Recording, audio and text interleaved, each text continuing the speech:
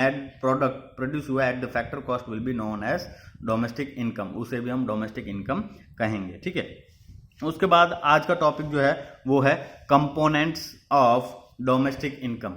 ठीक है, components of domestic income. तो mainly there is 3 components of domestic income are there and we are going to study one by one. ठीक है, क्या होता है वो हम वन बाय वन पढ़ेंगे। तो लास्ट टॉपिक है ये हमारे आज के वीडियो लेक्चर का, वो है net domestic components of domestic income और components of net domestic product at factor cost. ठीक है, फैक्टर कॉस्ट के कंपोनेंट्स भी हम कह सकते हैं कि net domestic product at factor cost, eight market price अलग होगा और अभी जो है एट फैक्टर कॉस्ट अलग है। ठीक है, तो let's start components of domestic income. तो 3 कंपोनेंट्स हैं मेजरली। कंपनसेशन ऑफ एम्प्लॉय, जिसे हम डिनोट करेंगे COE से। ठीक है, कहीं पे भी आपको अगर सम पूछे जाते हैं तो वो ही डायरेक्टली यही दिया होगा COE एट फैक्टर कॉस्ट। ठीक है, और दूसरा है ऑपरेटिंग सरप्लस, डिनोट किया जाएगा OS के साथ। ठीक है, it will be denoted as OS। And third one is mixed income of self employed, mixed income of self employed, that will be denoted by MI। ठीक है, क्या होगा MI, ये MI से डिनोट किया जाएगा, सरप्लस OS और compensation of employ COE। ठीक है, तो these are the 3 components of domestic income.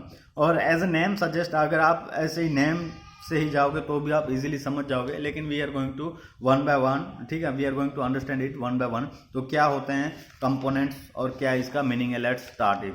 ठीक है, तो सबसे पहला है कंपनसेशन ऑफ एम्प्लॉय COE। ठीक है, compensation of employ that is COE।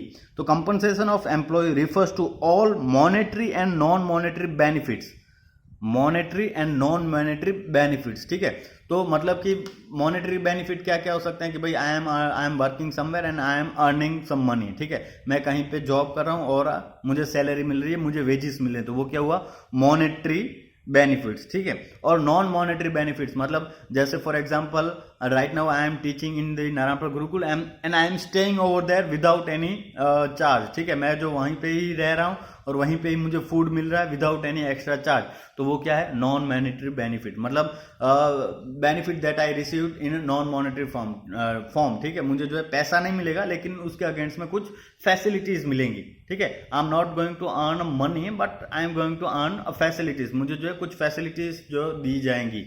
ठीक है, तो जैसे कि I am staying over there, ठीक है, मुझे जो है फ्री हाउस दिया गया है, मुझे जो है क्या बोलते हैं इसे फ्री फूड प्रोवाइड किया जा रहा है, तो वो सारी चीज़ें क्या है, मुझे जो है फ्री कुक घर पे मुझे दिया गया है, तो वो सारी चीज़ें क्या है नॉन मॉनेटरी बेनिफिट। ठीक है, तो compensation of employ will include all the monetary plus non monetary benefit which employee receives, मतलब अगर I am the employ of any organisation, तो अगर मुझे कोई भी बेनिफिट मिल रहा है चाहे वो मॉनेटरी हो चाहे वो नॉन मॉनेटरी हो, डायरेक्टली और इनडायरेक्टली, अगर मुझे मेरा एम्प्लॉयर जो है, मेरा जो जॉब प्रोवाइडर है, if they are providing me directly और indirectly any benefit which is whether it is monetary और non monetary.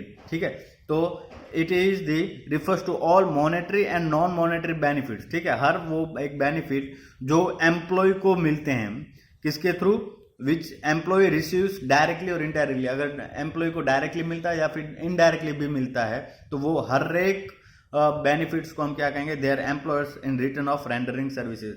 I am giving some services, in return I am receiving any form of benefit. If I am receiving a salary, if I am receiving a wages or any non monetary benefits like they are providing me a rent, free house, ठीक है, they are providing me a cook, they are providing me food, तो वो सारी चीजें क्या होगी इसमें compensation of employ में ऐड होगा। ठीक है, कंपनसेशन ऑफ एम्प्लॉय में ऐड होगा।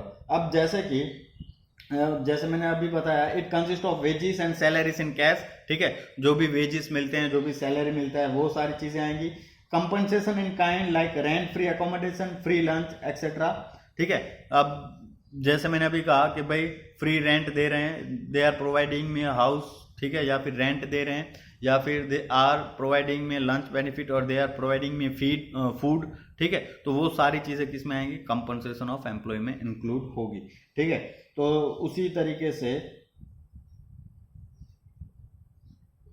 प्रोविडेंट फंड, इंश्योरेंस, अगर वो सारी चीज़ें कि भाई बहुत सारी कंपनियां जो हैं प्रोविडेंट फंड देती हैं, प्रोविडेंट फंड में कंट्रीब्यूट करती हैं, even they will provide you the insurance to you and your family also, तो all will comes under the non monetary benefit, ठीक है।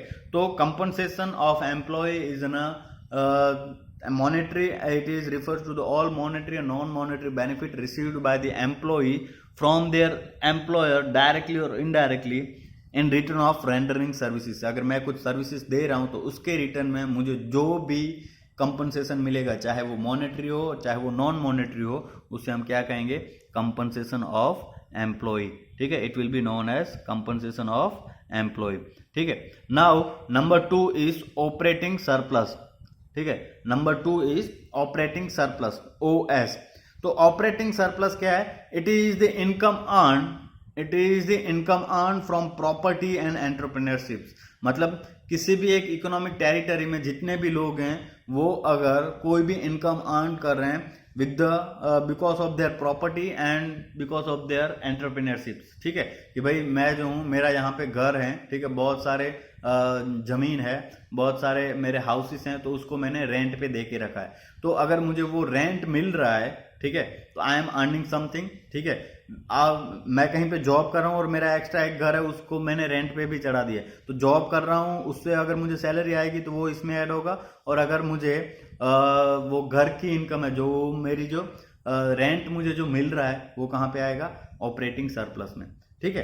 तो it is the income earn from any property and entrepreneurship, ठीक है। Operating surplus मतलब वो सारी income जो अर्न की जा रही है प्रॉपर्टी के थ्रू की वजह से या फिर एंटरप्रेन्योर के थ्रू की वजह से। अब प्रॉपर्टी के थ्रू की वजह से इनकम क्या क्या आ सकती है, प्रॉपर्टी किस चीज को हम कह सकते हैं, तो भाई मेरी लैंड है, मेरा हाउस है, ठीक है, उसको अगर मैंने कहीं और किसी और को यूज करने दिया है, सपोज मेरा लैंड है, उसको मैंने किसी और को यूज करने दिया है, तो आई विल अर्न रेंट, ठीक है।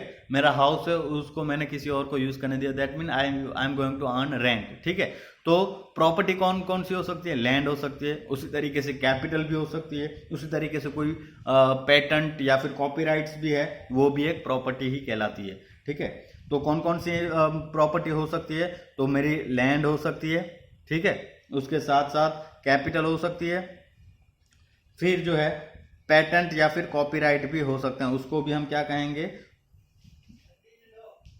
प्रॉपर्टी ही कहेंगे, ठीक है, कॉपीराइट्स। तो वो सारी चीजें, लैंड अगर मेरी है तो उसको मुझे क्या मिलेगा, रेंट मिलेगा, ठीक है। कैपिटल होगी तो मुझे क्या मिलेगा, इंटरेस्ट मिलेगा।